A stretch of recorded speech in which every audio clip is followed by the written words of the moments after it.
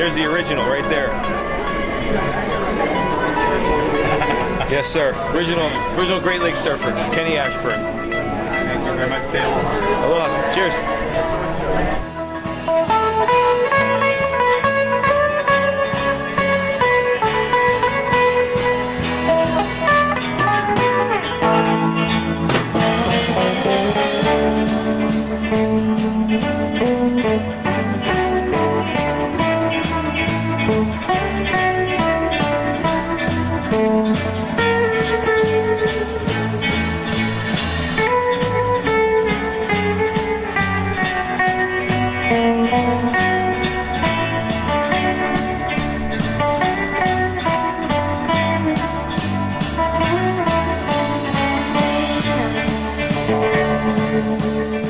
I'm Al from Makaha Art Gallery, and we're here today with Randy's special, unannounced, almost unannounced, first only surf memorabilia show here next on Ward Street. The Makaha Art Gallery specializes in vintage Hawaiian and surfing memorabilia. And or call me at 343-4916 or send me an email to al@makaha.us. Aloha, my name is Itat Hussain of Karachi Longboards, but that's another story for another day. We are fortunate to have with us Greg Lui Kwan, who knows everything you always wanted to know about good surfboards. So Greg, here, up to you. I have about 13 pieces of vintage surfboards here at the Vintage Surfboard Happening today on Saturday, the 26th of July 2014. And one of the prize pieces I have is this 10.6 Hobie gun. I paid $4,200 for it about 6 years ago at one of the Rarick auctions. And I have it listed for $38, and I'm accepting offers on it. This is a very rare board, 10.6 Hobie gun. I bought it because it so reminded me of the 80 I count 1967 Waimea gunshot. I surfed actually on the Big Island about 3 days later. It was much smaller, about 1/3 the size, but still a very nice wave. This board was originally mustard yellow, a hideous color, but everything else about this, except for the red paneling, is original. The gun fin is typical of the 1965 era.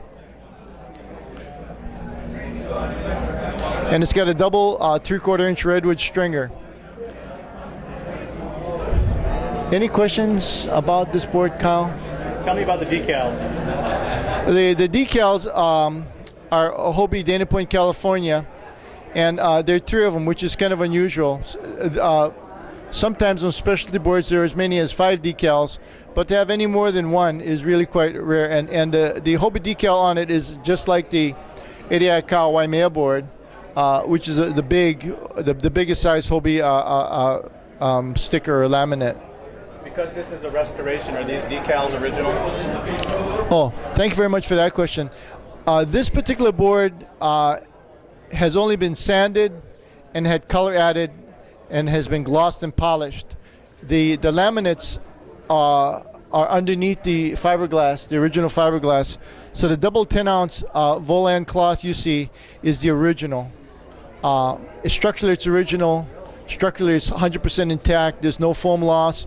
There's no water damage visible in the color layout. No, except for the color. This thing is 100% original plus a gloss and polish. That's it. So if you wanted to ride this, you'd be riding a 1965 vintage Hobie big wave gun made strictly for Waimea Bay. Okay, moving on. What else?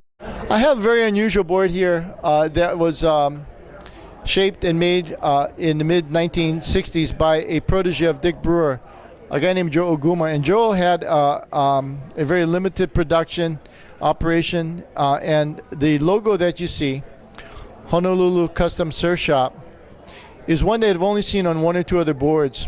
Joe Green had a couple of pieces at his shop that were in dire need of restoration. This particular board has had a full glass-off restoration done by Kip Okamoto of Mokuleia under the supervision of Randy Rarick. Randy would have done the the original fiberglass removal and the cleaning up of the shape, and Kip would have done the glassing.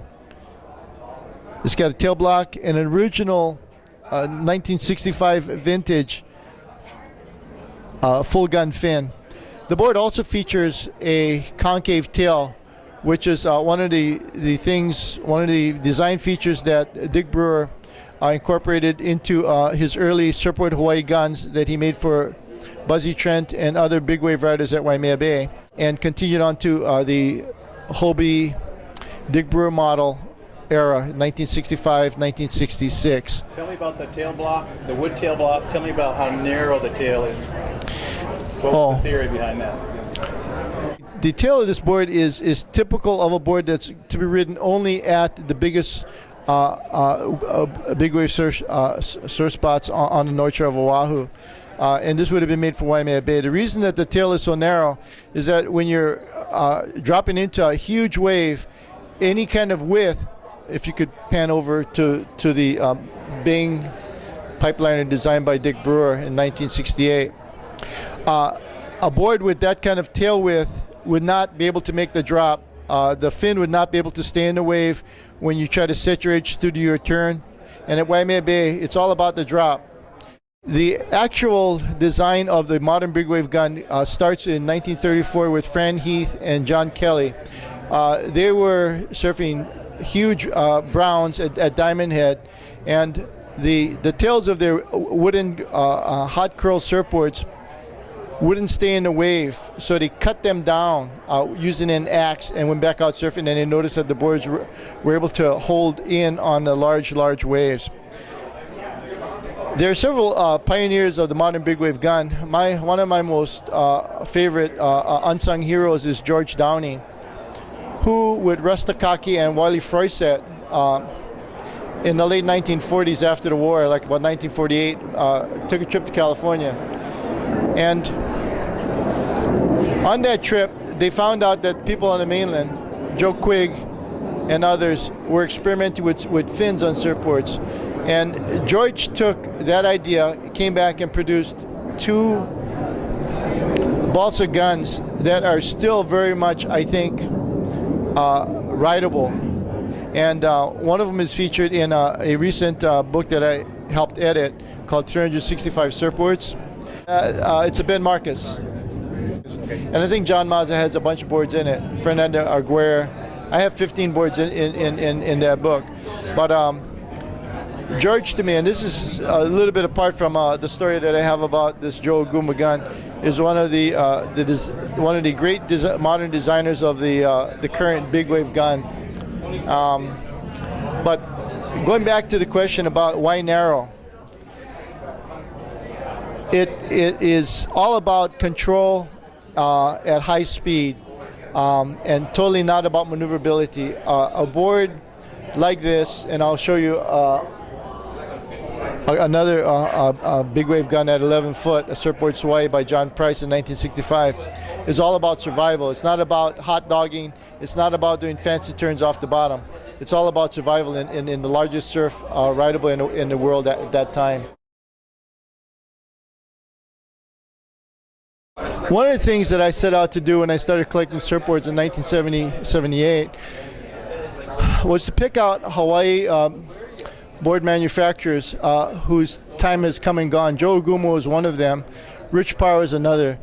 Rich had a shop very close to where we're standing now on Queen Street, and he had an unfortunate incident in which some brigands were trying to break into his shop, and he shot one of them in self-defense.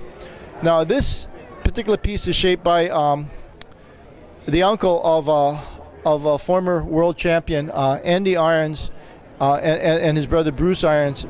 Rick Irons also shaped for Jack Shipley's Lightning Bolt. This particular piece is a downrail 1972 and 1973 is the way I peg it.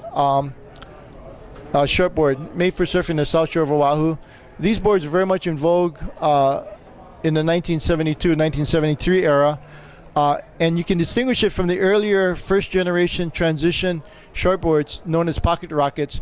by the fact that the nose and the entire rail is turned down, which produces a much better planing action and much better speed down the line.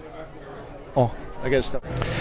This Rick iron shape features a V bottom in the tail, and I'm not sure if it's part of the original design, but it also has a double barrel concave with an original box fin.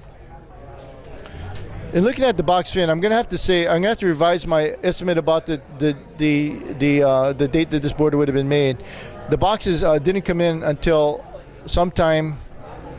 No, actually, the boxes were around since 1972 or so. I stand on the 72, 73 time frame. I want to comment a little bit on a board that was the subject of a recent restoration by Randy Rarick. The board was originally owned by and made for a balsa blank maker named Bones. Bones is the guy who does all of Dick Brewer's balsa blanks.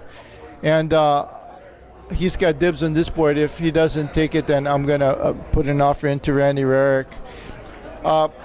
Reno Abellero is one of Dick Brewer's early pocket rocket test pilots, along with Jeff Ackman, Jock Sutherland, and David Nui was also another one who rode early Brewer boards.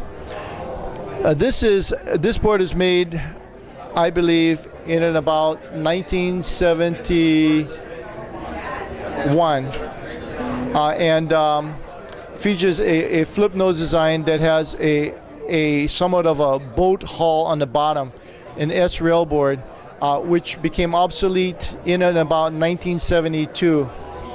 The development of the down rail I attribute to Joy Cabell. Joy, in the '68 time frame, was surfing Big Honolulu on Dick Brewer pipeliners, and one of the things that caused him trouble in the big sets was the fact that his nose would slide out, and the reason his nose slid out was because of the S rail in that board.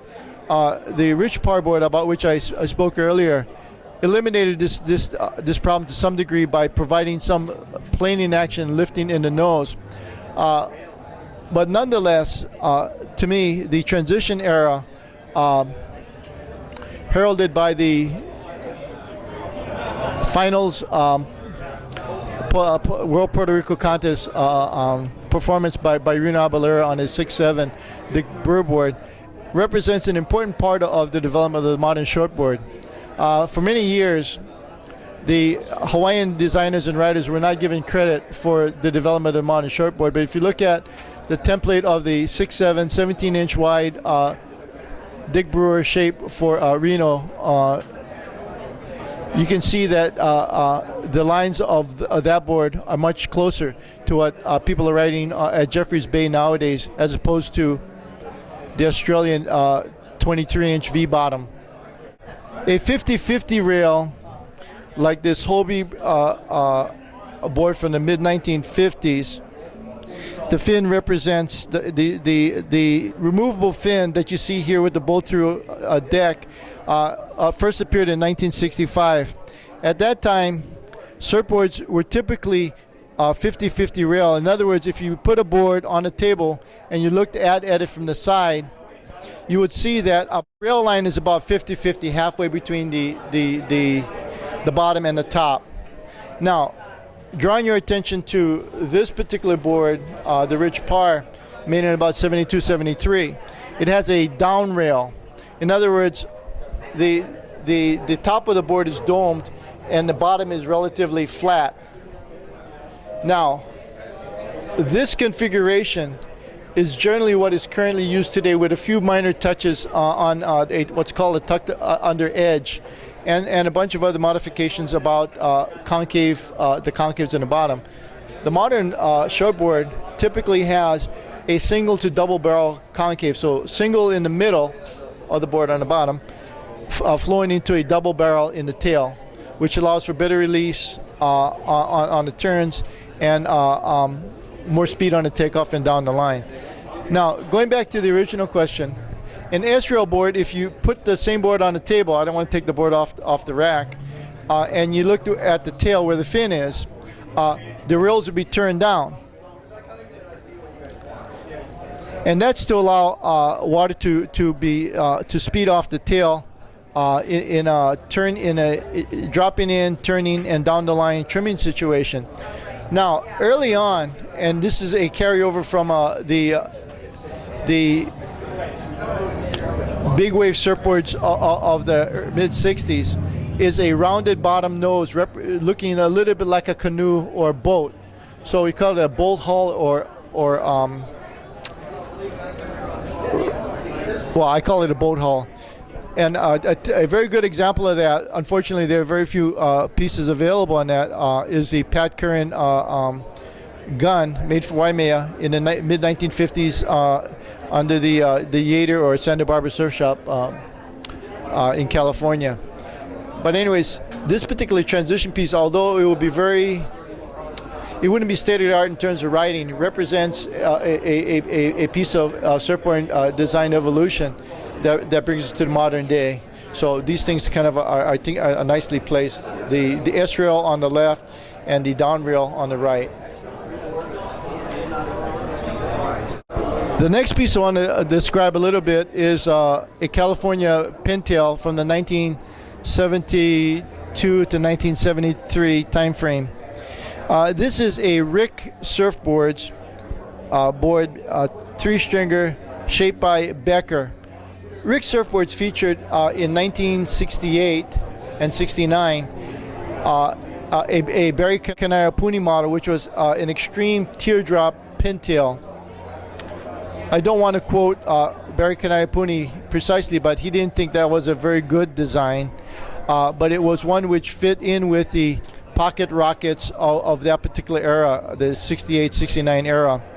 Now, within the next couple of years, and I'm going to comment a little bit about the rail line. This is a 1973, 1974 vintage Rick surfboards, and the reason I can say that it's at least past 1971 is because this particular board has a full turn down rail throughout the entire board, representing a kind of a modern rail line, and the surface finish is yellow tint in the lamination, and done in the Rick California factory. Prior to 1968, almost all of the surfboards were glassed with clear resin. In 68 or so, the rage was psychedelic tint, and I myself, my first surfboard that I shaped in 1968 featured a acid splash psychedelic job. The color lamination you see in the bottom and in the rail, this is called a tiger stripe, and this is typical of the 1968 era. And it made things a little more complicated because in addition to having to cut the color on the bottom that's lapped onto the top, you'd also want to, in a deluxe type of model, also tint the deck. These things originally came with clear decks, but this one is a full restoration by Randy Rarick, and he chose to, in order to cover up some of the yellowing of the foam or browning of the foam, to tint it yellow.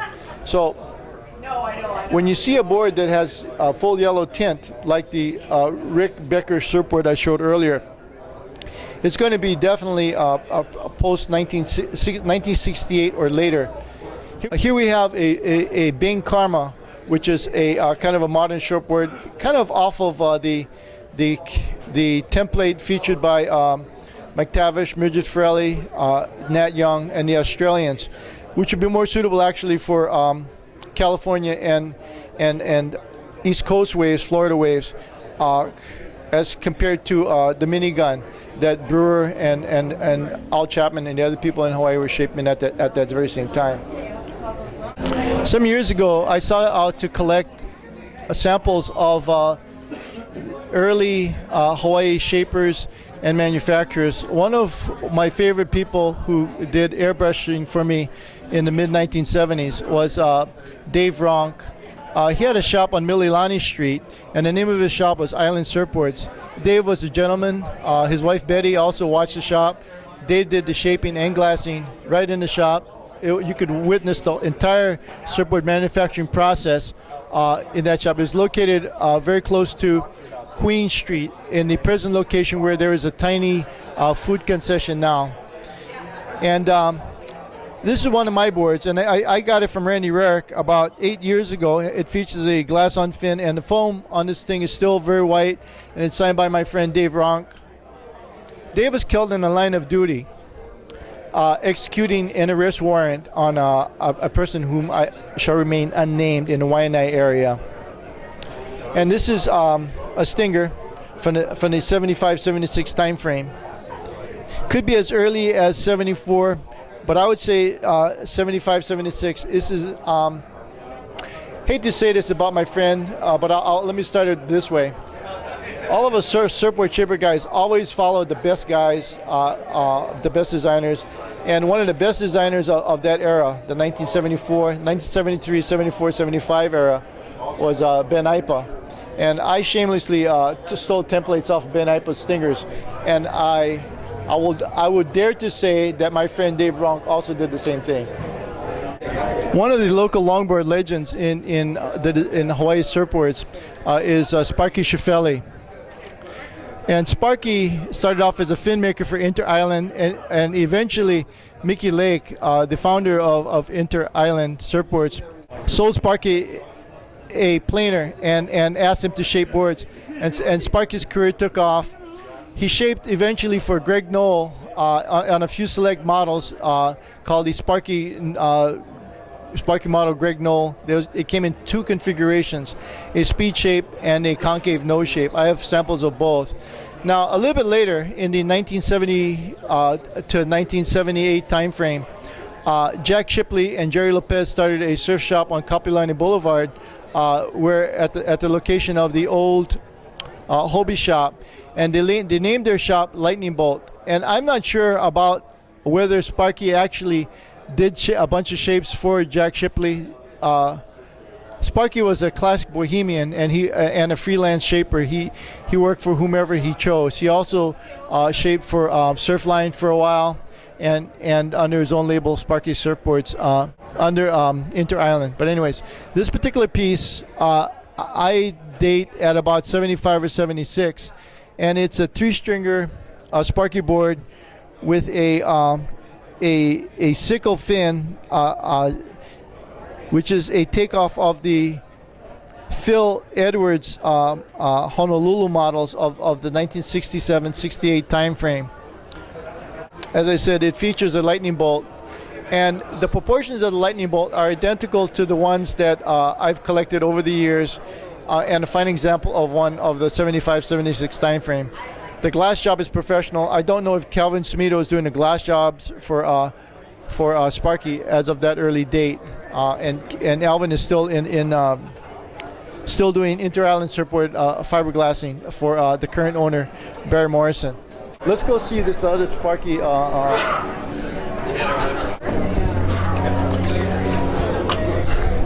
Sparky Schiffelli, one of my favorite shapers, for many years had his surfboard sold to Fred Schwartz's Surfline Hawaii shop at 404 Pi'ikoi. And this particular board is a full pintail gun, 8'2" in length, with a Randy Rarick restoration. One of the best works that I've seen of Randy's works, and this board is absolutely flawless in terms of the restoration. It features a glass-on fin, and Sparky was the most sought-after shaper of his era. The next piece that I want to describe is a John Price 1965-1966 vintage big wave gun, 11 foot in length, the largest length made for surfboards at that time. The board is signed here by John Price. Once you get it dialed in, it doesn't take long. You just got to do it, and if you got a good wave, it doesn't take long. And features an S-rail surfboard, about which I earlier described. Down rail somewhat in the tail, going to 50-50, and moving into a boat nose in the front. It was believed, and the earliest big wave pioneers, well, not the earliest, but one of the earliest big wave pioneers is Buzzy Trent. And Buzzy Trent believed that in order to ride big waves, you had to first get in. And the boat nose was designed to cut through the chop of big open ocean waves and to get into these monsters. And that's why John Price built this board, 11 foot by 3 3/4 inch by 21.5 inches wide, to get into those big monster waves. And this is the only one that I'm aware of that's of this length. There might be one or two others in existence. Dick Brewer shaped a number of them. Dick Brewer sold the company name to John Price at about 1965. So I date this board partly because of the fact it's a longboard, big wave board, and part from the fact that the fin is not as finely tuned. I date it to the 1965-66 time frame. Randy Rarick, Dick Brewer, of course, and others would be able to comment, but I doubt that Dick would want to talk very much about John Price. It was a very sour business relationship that Dick had with John Price. These are two Surfboards Hawaii big wave guns. One is signed by John Price, the other is unsigned. The one that's unsigned might have been made by Mike Diffenderfer or Dick Brewer. Both feature big wave fins at the time, which are very shallow. I'm going to say 8 inches or less, and fairly wide. From the tip of the front tip of the fin to the trailing edge, you're looking at about 12 or 13 inches, as opposed to something that's closer to 6 to 8 inches on a longboard made for smaller waves of that same era. Surfer of the Year 1964, cover of Surfer magazine, Phil Edwards, was one of the top designers of the early 60s and the first shaper to have a surfboard named after him and what is referred to as a signature model. All the other surfboard manufacturers followed Hobie, Alter, and Phil Edwards following the release of the Phil Edwards model, which was announced in April 1964 magazine of Surfer. It was on the inside cover of the first fold-out cover for Surfer magazine, featuring John Peck at the pipeline surfing a board that belonged to a Lee Wai-Do. And there are only 600 of these boards made, supposedly, and all of them are individually numbered in the silver foil label shown here. This one is number 461. This looks to me to be an excellent 100% off glass restoration by Randy Rarick, featuring the original ash wood fins with a glass halo, which are extremely difficult to make. Oh, this is a beauty. Oh my God. Hobie Alter featured many different surfboard riders as in his signature model series. One was Joyce Hoffman, of which very few were made. Another was Leroy Choi, of which very, very few were made. And another one which was somewhat, I think, probably a higher in number than the other two, and that would be the Corky Carroll model. The Corky Carroll model featured offset colored foam balsa T-bands, offset about 8 inches. I'll show my finger span to show that the fact it's about 8 inches. And Corky Carroll is a multiple-time U.S. Surfboard Championships men's winner, and he also won the contest when he was a junior, and he's one of the top California surfers of the era. And this board is in outstanding original condition, featuring the bolt through the deck fin system that Hobie introduced in 1965, and that would be a reproduction of the original fin, because the original ones would not have, the polypropylene fins would not have lasted that long, and but it's true to the original configuration and style. Hansen surfboards also use the same fin attachment system. Thanks a lot for putting up with me. I am Greg Lui Kwan here at the Randy Rarick Vintage Surf Happening on July 26, 2014, a Saturday. And thank you a lot, Kyle. Aloha. At the end of the ride,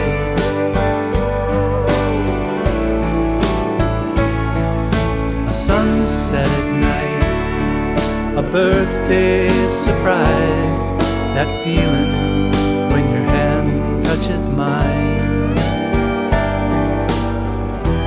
These are the things that mean so much more.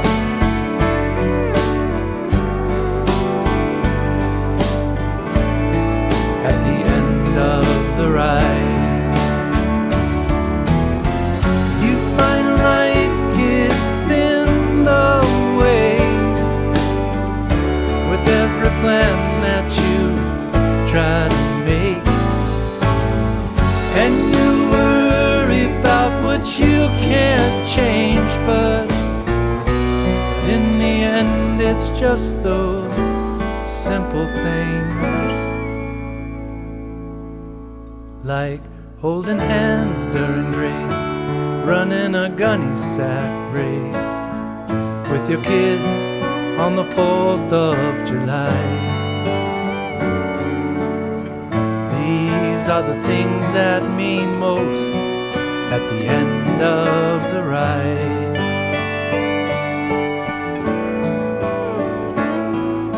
A sunset at night, a birthday surprise, that feeling when your hand touches mine. These are the things that mean so much more.